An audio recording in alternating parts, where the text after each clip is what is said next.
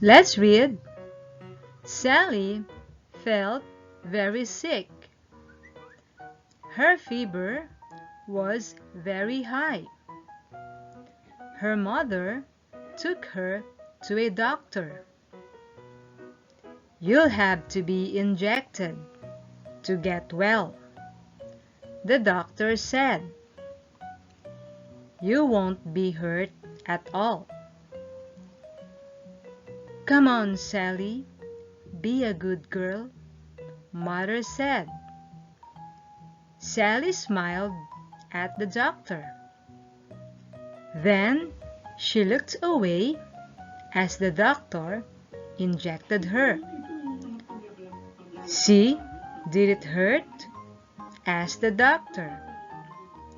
Sally said, Not at all, thank you. Now, answer these questions by writing the correct letter on your notebook.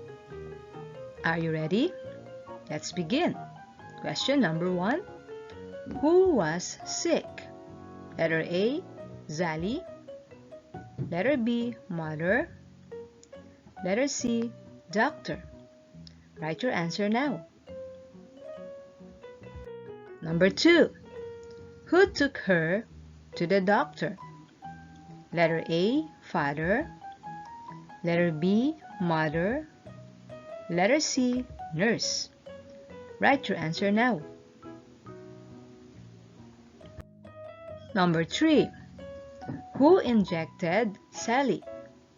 Letter A, Nurse. Letter B, Mother. Letter C, Doctor. Write your answer now. Number 4. Why should Sally be injected? Letter A, to get well. Letter B, to get a prize. Letter C, to please the doctor. Write your answer now. Number 5. Was Sally hurt by the injection? Letter A, yes. Letter B, no. Letter C, maybe. Write your answer now. Are you done? So let's check your work. Question number 1. Who was sick?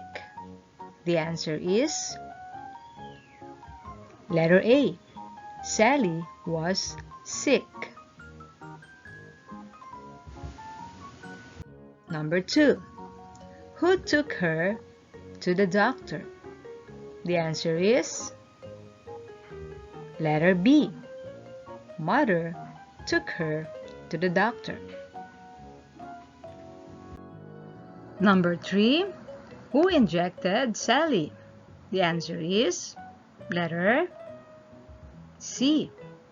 The doctor injected Sally. Number 4. Why should Sally be injected? The answer is letter A. To get well.